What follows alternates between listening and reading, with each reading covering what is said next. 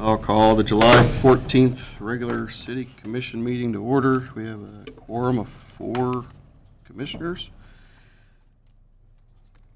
First item on the agenda, minutes. Consider approval of the minutes for the regular meeting held on June 23rd, 2022. Any corrections need to be made?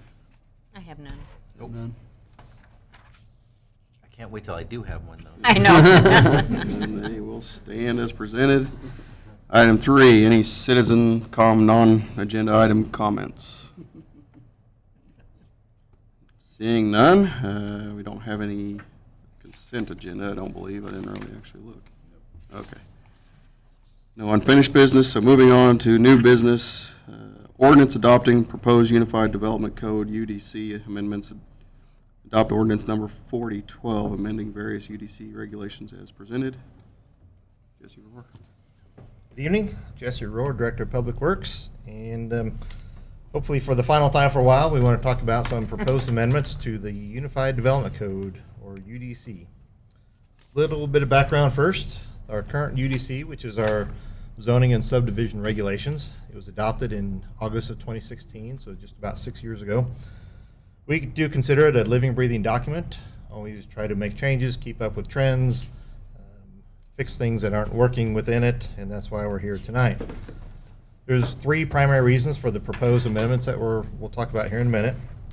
We want to be able to provide flexibility for developers, builders, contractors, and citizens as they do projects.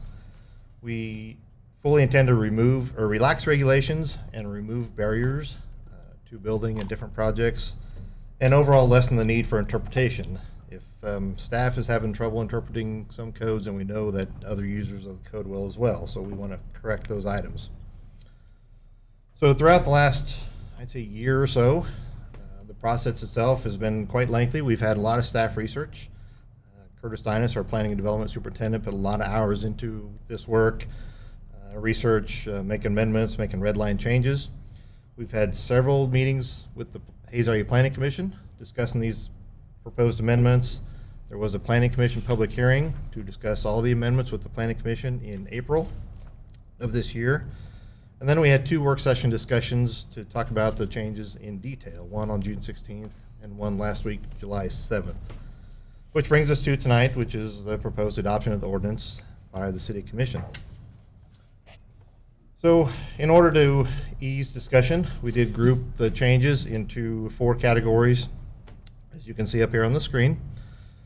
And since we've already discussed this at the work sessions in great length and detail, I won't go over them in as much detail tonight. We'll kind of cover them very briefly, each one. There's a total of 26 total changes or amendments. As I go through them, feel free to ask questions at any time, and I can give more detail if desired. So I'm just going to jump right in here with the changes. There might be 1, 2, 3 of them on the screen, and so we'll start and get through these. So first one being commercial use of the home. We do have ordinances and regulations that allow certain home occupations within a home. However, current regulation doesn't allow it to occur in a detached structure on the property, so this change will allow it to occur in a detached structure.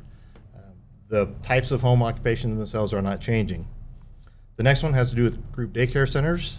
We are expanding options in almost all zoning districts and allowing them to be permitted outright so that they don't have to go to special or to the Board of Zoning for an exception.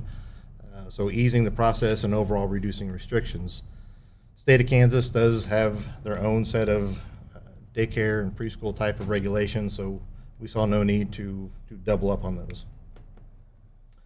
The next change dealt with what we call places of public assembly. Those are places where you have large events. Could be an event center, places of worship, churches and the like. Those are considered places of public assembly. We want to, for consistency, we want to make sure these are permitted in most commercial districts or all commercial districts. It wasn't allowed in C3 district like we want it to be. We also want to make it what we call limited use in all residential districts. As you know, most, again, I'll use churches for example, a lot of them are located in residential districts. We want to allow that to happen as it always had. We've had no issues with that. So this will clean up the language in there to allow those items to happen. The next one is building contractor places of business, and this change was to allow, say, an electrical shop, a plumbing shop, small places of business held by contractors. We want to allow them in a C2 or a general commercial district. Current regulation does not allow it to happen. They have to be in industrial. There's a lot of examples in town with those in commercial districts. Again, they've worked well in commercial over the years. We've had no issues, and so we want to allow that as well. The next change deals with apartments on the ground floor.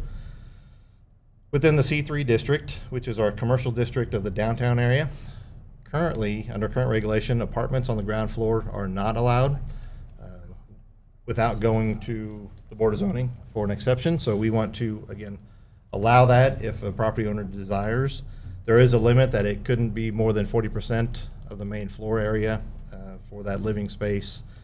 And again, the planning commission, between staff and the planning commission, we felt that was a good compromise and would allow some ground floor areas in a commercial district to be permanent living space. Do we have any of that currently downtown? There are a couple examples. One that comes to mind would be what I know is the former Hayes Hair Academy building on West 10th Street, just about a half block west of Main. Right. They have it. They had to go to the Board of Zoning for approval to do that. So this would prevent them from having to go to the Board of Zoning if someone chose to do it. Thank you. I'm sorry, Jesse, is that the one that I'm thinking of that constructed new apartments, has like 10 or 12 apartments in it, right? No, that was a rehab building. So that's okay to have 100% on the main floor? I mean, it doesn't have any retail With in that it. one, they had to go through the Board of Zoning to Okay, get special okay. permission to do so. Right. The next change deals with what we call accessory dwelling units, or ADUs. This was something new in the UDC when we adopted it in 2016 that we didn't have in the regulations prior. What that is basically it allows what we call an accessory dwelling unit to be constructed or added to an existing property with a primary dwelling. Something for the small rental, the college student, the in-laws, whatever it might be. And so we amended this section to simplify the regulations. There was some strange wording in there about how the square footage is calculated. We do not want the regulations to count an attached garage or a basement into that square footage. So again, allowing more space for that type of dwelling if someone desires. I think we've only had one, maybe two examples of that constructed since 2016. I think we're going to see more of it, though. Probably so. It's really likely. We have a few changes that deal with signs. The first one being pole sign setbacks. There is a conflict within the zoning regulations. One area says pole signs should be set back from the property line 5 foot. Another one says they can be up to the property line. Previous regulation was always up to the property line. That's the intended regulation, so we're just correcting that conflict in there to make sure there's not two sets of regulations saying different things in the UDC. Just so I understand, because my prior job I had, we called pole signs, I think, something totally different what you're saying. You're talking about like a metal pole sign that advertises the business. Correct. Like where you'd have like say a standard pole, 10 to 30 to 50 Right. foot with a sign on the top, right? Okay. The next one deals with directional signs. These would be signs that you see maybe at the entrance of a fast food restaurant or a bank, directing people which way to go, where the entrance is, where the exit is, things like that. Current regulation has a 5 foot setback for that. We want to remove that. They're typically very small signs right at the entrance, and for ease of visibility, we want them to be seen as quick as possible for the traveling public. This one also deals with pole or cabinet style signs, but within the C3 or the downtown district. Current regulation does not allow pole signs within the C3 district. However, when we adopted the UDC in 2016, we also expanded and we modified the zoning districts themselves, which in this case expanded the C3 district. So the majority of A Street, pretty much from Elm Street or Hall Street at the university, cleared probably at least a couple blocks east of Main are C3. And as you can guess, there's a lot of pole signs down there in that area. The intent when it was written into the UDC was to deal with the historical district of Main Street. We've written language in here, proposed that the preservation office, the state historic preservation office rules would still apply to any of those properties in the historic district. So they would still have to meet the requirements, so this wouldn't, we're not going to see a bunch of pole signs popping up in the historical district. It'll maintain its look, but it will allow those properties outside the historical district to have those sort of signs. So you just don't want to go out there and make them take them down? That's right. You don't want Unless you tell us to. That's a good point. The next sign portion is, again, the C3 or the downtown district, and this deals with electronic message centers or message billboard type of signs. Currently, they're not allowed in the C3 district without a special use or an exception from the Board of Zoning. And so, again, there's a lot of examples of those, especially along the A Street corridor. The same historic preservation rules would apply, would require approval if someone chose to do that if they're in the historic district, but if they're outside the historic district, we have no issue with that type of sign. The next one in the middle here deals with wall signs. So currently, there is a limit on the number of wall signs. Where we run into issues with that are bigger facilities, bigger retail, larger hotels. I'll use Walmart for example. There's a lot of wall signs on Walmart. There's a Walmart sign, there's one that says groceries, there's one that says pharmacy, there's one that says home goods, one that says auto center, garden center. Under current regulation, they would not be able to do that. So this change will allow a store like that to be able to do it. There is still a restriction on the bottom one here about the max square footage of each of those signs. So it will still be limited, depending on the zoning district, to 100 or 200 square foot per sign. But they'll be able to have more signs if desired, if they meet the requirements. So again, it'll loosen up the regulations on signs for those types of businesses. When you're saying wall signs, is that like signs attached to the building? Is that what you're talking about? Yes, that would be actually attached to the building itself. Something else dealing with wall signs. Currently, by definition in the UDC, a sign that is directly painted onto a wall is considered a wall sign, has to meet wall sign regulations. We want to change the definition so that a sign that's directly painted won't be considered a sign anymore, therefore it won't fall under the regulations, it won't need a permit, it won't meet square footage, it won't have to meet square footage requirements. We've seen some of those signs with incorporated into murals. So again, we want to make that change so we don't have the issue with just the painted signs. And then window signage was something also new in the UDC. We left it in there in 2016, and now we're taking it out. We'll actually be removing all references to window signs. A lot of businesses do window signage in their front windows. You'll see it downtown. You'll see it on Vine Street. The signs are changed frequently a lot of times. Again, it's not always very hard to enforce. We don't see a reason to enforce that sort of thing inside the business in the windows. Then last one on this slide here is wall signage within the C3 downtown district again. There's a certain restriction regulation in the UDC that dictates where a wall sign can be placed on a building in C3. Again, the regulation was geared towards historic properties, which will still have their own set of regulations. However, for outside the historic district, we want to allow them to put that wall sign where they choose. So it got so detailed as to how high above the door and below windows, and it was really detailed, and again, not necessary when we're outside the historic district. So we're done with the sign portion. So the next change here deals with maximum building height. There are certain restrictions now that require, or that only allow certain buildings in certain zoning districts to be a certain height. Generally the C2 district is one we're looking at here. Have the biggest change. The current limit is 45 feet. This would limit certain buildings. Typically what we see that tall are hotels. The most recent hotel there, the Hilton Garden Inn, was right at 45 feet. If someone chose to go a little taller, they'd have to go to the Board of Zoning for a variance. And again, we have not seen issues with that sort of thing, so we will remove that restriction. We have a couple regulations deal with property and building setbacks. The first one is in what we call the PI district, or the public institutional district. This one, again, we're trying to make this district conform to other similar commercial and industrial districts. The current regulations have a 50-foot setback restriction on in the PI district, and we feel that's overly excessive, so we're reducing it to the numbers you see on the bottom right corner there. A couple other changes dealing with setbacks. One is what the UDC calls a residential district boundary. This deals with setbacks that between properties that are different zoning districts from each other. So this will reduce those, again, to allow more buildable area on those lots. It's something we'll address in another way here, another change coming up here in just a minute. One of the changes that was talked about extensively at the Planning Commission dealt with rear yard setbacks on residential properties.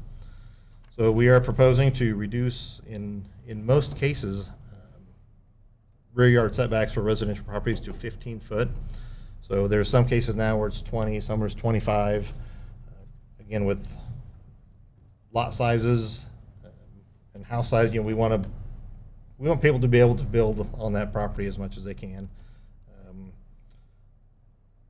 Lots are expensive, housing is expensive, and if we can make a change like this that will allow them to maximize the buildable area on the lot, that's what we'd like to do. Along with that, there's another small change that will deal with what we're calling rear or side yard projections onto, in this case, residential properties or homes. And so this change will allow certain uninhabitable spaces, such as porches, decks, pergolas, patio covers, to be built within 5 foot of a rear or side property line. So you can already do that with an accessory building, and so we want to allow that same type of change for those types of additions to a home. Another, we've talked a lot tonight about the C3 district downtown. So another change here, there's again a section in the UDC that is conflicting with another. There is no off-street parking requirement in the C3 district in general. However, there's one section in the UDC that does require it for certain uses, that being places of public assembly. So we did have a case that went to the Board of Zoning Appeals a couple years ago because of this particular regulation. So we want to remove that restriction so that it's consistent throughout. Jesse, does that mean there were restrictions as to how many parking places a business was have to have? Is that what that restriction had to do with? Right, they had to have so much parking within a certain distance of the building Right. to have, in this case, a public event Right. facility. Okay. So So that's out of there now. this will be out, right? Thank you. And then on the bottom here deals with bypass lanes. You see those around drive-through restaurants, banks, those type of facilities that have drive-through windows. Current regulation requires them outright for all those types of facilities and doesn't give any flexibility for staff to help make a determination. We've had some sites develop that don't need the bypass lane, but following the letter of the law of the UDC, we'd have to require it. So a simple language change will allow staff to have that, make that interpretation and remove those if it's not needed. Jesse, I have a question on that. And I know this is way prior, but you go to Dairy Queen, you get in there and it's really hard to get out. Right. With current regulations, would we allow that to be built that way? No. I mean, current We're regulations eliminating- today would require a bypass lane in there. And with this change, if that same scenario happened, we would require one, But we've had certain site plans come to us that, because of the lay of the parking lot and things, they didn't require a separate bypass lane to make it all the way through without getting trapped within a drive-through lane that you might be there for. So you're saying removing this, and I'm just using that because it's the only thing I can think of right now, we would make them have a bypass lane now? If they would build something just like that? They under current regulation now, they would have to have one. So Now. the change will give staff the flexibility. So if they can come to us and say, they show us what we're calling here alternative design for their proposed use that will still allow someone not to be trapped in the lane without the bypass lane, then we would allow that. So That's So just, the answer to Dairy Queen is, even with this change, if you approve it, they wouldn't be allowed to do what they Right. have right now. okay, that's what I was trying to ask. Right. Because that is the strangest, parking So- or, But they're allowed to do that now? No. I mean, they weren't allowed. It's discretionary So they were built way before this was in Right, place. but they're not required to add on to it in order to make a bypass lane because we have this regulation. Right, no, they're existing businesses, yeah, they wouldn't, this would not pertain to anything So existing. this is only for new businesses that are being built. Correct, correct. Gotcha. Thank you, Jesse. Within zoning regulations, we have certain developments called plan developments, sometimes called planned unit developments. Currently, there's a minimum size of the development that must be in place before we can consider a planned development. We want to remove that acreage requirement. We have two different requirements in there. One is a 5 acre minimum, one's 10 acre minimum. We want to remove that. That way, if someone does have an acre or 2 or 3 or 4, we want to encourage planned developments if a developer wants to develop that way, and we shouldn't restrict it just based on the size of the acreage. So this will, again, allow more flexibility for developers to do a planned development if they choose. The bottom one here is a simple change, but it's quite extensive throughout the UDC. Current UDC language uses the term special use or special use permit. To be consistent with state statute and other regulatory, other regulations that deal with special use permits or exceptions, we are requesting to change that to exception. Many times throughout the country, the term special use and exception or even conditional use permit are used interchangeably. But for us to be consistent with the Kansas state statute, we want to change it to exception. It doesn't change the purpose of the permit, how the permit's applied for. That is something granted through the Board of Zoning. It's just changing the title of it. And we have just a couple landscape changes here. The first deals with minimum landscape surface ratio. This one is also talked about extensively with the Planning Commission. Within our current regulations, there's different landscape ratios for all different zoning districts, all the way from 1% to 25%. We want those to be consistent for ease of development and ease of enforcement and staff. So we're recommending reducing those to 10% across the board. I think with the exception of a C1 district, which I think has a 1%, and or a C3 district, of course. And like I say, it is currently as high as 20% in some districts, so this will reduce the amount of landscaping required for most commercial and industrial developments. If someone chooses to put in 15, 20, 25%, they can sure do so. We would always encourage that. However, the minimum required will be the 10%. The bottom change here, again, it's a simple wording change in the definition. Current UDC uses the term xeriscape. That was a popular term for a long time. Here, at least locally, and I think even regionally and beyond, the term water smart is much more common now.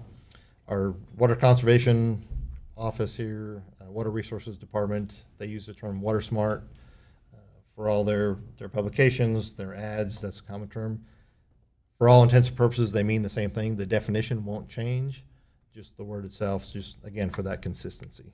I like that change.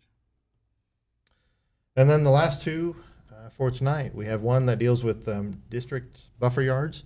Buffer yards, again, were essentially landscaping or screening requirements that were put in place between different zoning districts. So if a residential lot develops next to a commercial lot or vice versa, they'd have to put in a buffer yard. As I showed in one of the work sessions, the buffer yard regulations were very confusing. There was a lot of tables in place, and in some cases you had to go to one table that would then reference you to another table, and it was just it was confusing for staff. It was confusing for developers.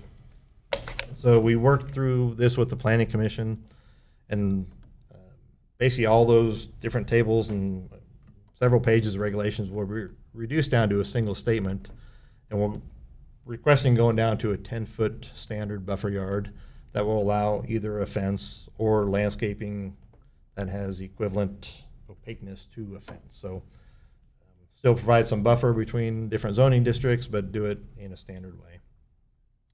And then the last one deals with overhead irrigation. We see this on both residential and commercial properties.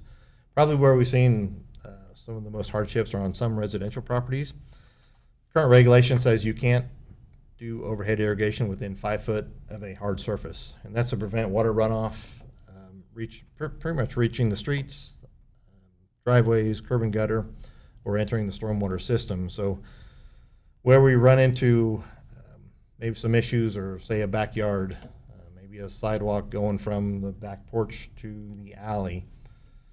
Under current regulation, you couldn't water within 5 foot of that sidewalk, even though any water touching that sidewalk is simply running back off into the yard. So this will allow a little bit of flexibility there for landscapers, and still have enough regulation here that says they can't let it run into the street or into the stormwater system.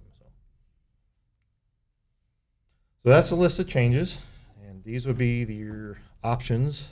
Either approve. You can, of course, suggest any changes to any of those amendments, or, of course, we could leave them as adopted. And of the 26 changes, I do want to note that, there's, it's not simple 26 changes in the UDC itself. There's pages and pages and pages that will have changes and amendments to them. So we are working with our firm that originally did the UDC for us and making those changes, and pending your approval tonight, we'll get started on those and have them done in short order. So Make a motion to adopt ordinance number 4012, amending various UDC regulations as presented. Second. There's been a motion and a second. Any questions, comments need to be addressed? So this is a living, breathing document. Did you just do liposuction, or did you pull a gallbladder out? with a little bit of both. So. Good work, Curtis. I can just imagine what it takes to go through that. Don't even want to think about it.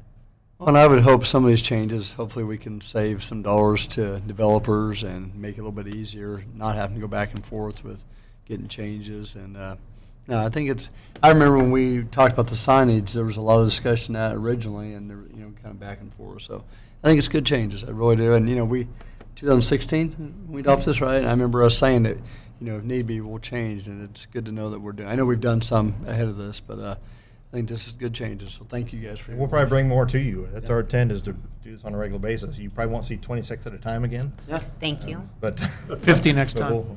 you'll see it again. So. Explain the timeline a little bit of how, because you were kind of tasked to find these, so you and Curtis in your office, employees of your department, So yeah, we outside. challenge staff.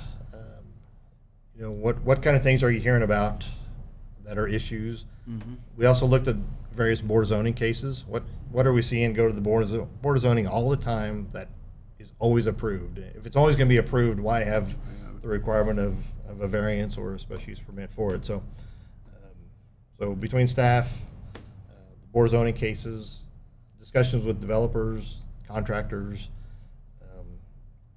it was anytime. You have planning commission a part of that as well, or was the planning commission, because you presented to the planning commission on April 18th, correct? Or did you present? That was, we had Throughout. several meetings with the planning commission starting back in 2021. So that was the public hearing date that we had, where we basically summarized all the changes in one meeting for a public hearing. So we had a lot of public meetings with the planning commission, a lot of good open discussion with them.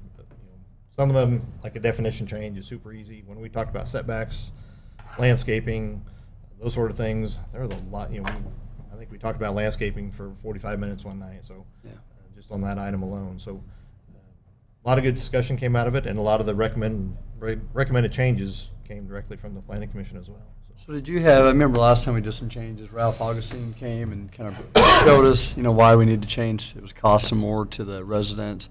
Was there any people that came to us and asked, like developers asked for some of these changes, or was it just stuff that came across your table or your desk? I would say signage, especially downtown, Mm-hmm. that's been a bigger topic because they're limited to 34 square feet right now, and you really can't do much with one sign. Right. And so that was probably the biggest one. So when this passes, I expect to see a handful of more signs come in, more murals or things that have Mhm. more integration with the business as well. So that was probably the top one. And the landscaping, helping with the ease of a developer during design, so not at the end of the project worrying about those small details. It can Right. be frustrating, so this will help that. Well, that's good. That gives me confidence that enough people have kind of looked through this to make the recommended changes. So. I think it's kind of funny but semi-serious, which you've already mentioned, is with such a big document, You know that there's a lot of it that's unnecessary. But is most of when you're doing all the studies, do you wait and let the, like you said, the Board of Zoning lets all the exceptions go by? Does that guide you as to what you want to look at to eliminate, or you would just wait for signage and just say what's getting violated the most anyway? So if it's going to be violated and we're not going to enforce it, we better go in there and start changing those things. Well, maybe a little bit of all the above. I mentioned the window signage.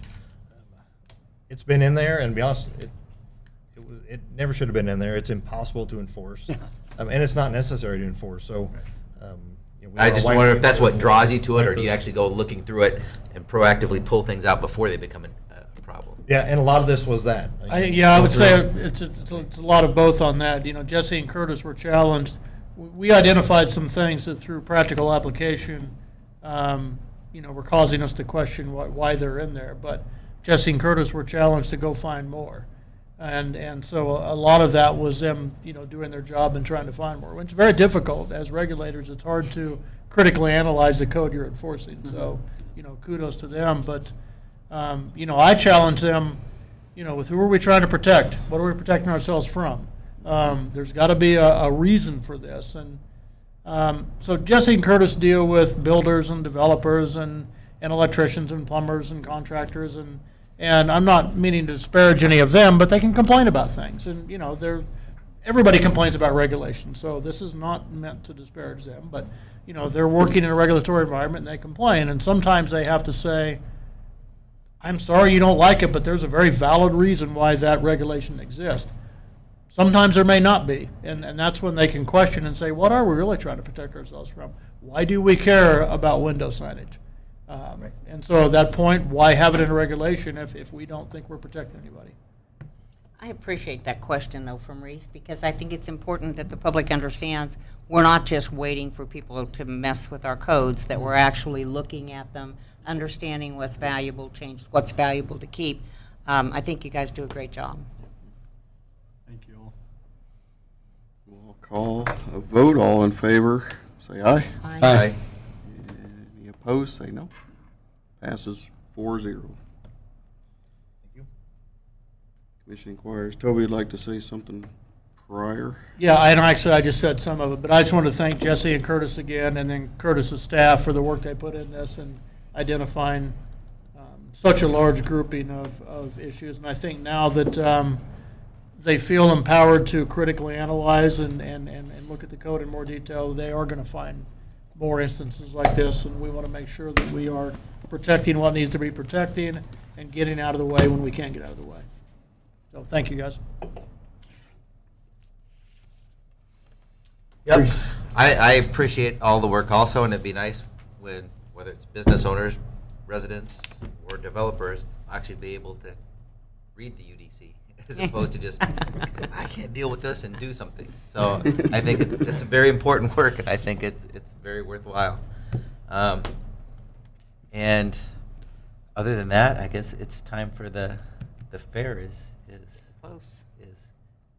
Kind of starts tonight with the fashion review. So I know. I need to get going. get out and enjoy the heat.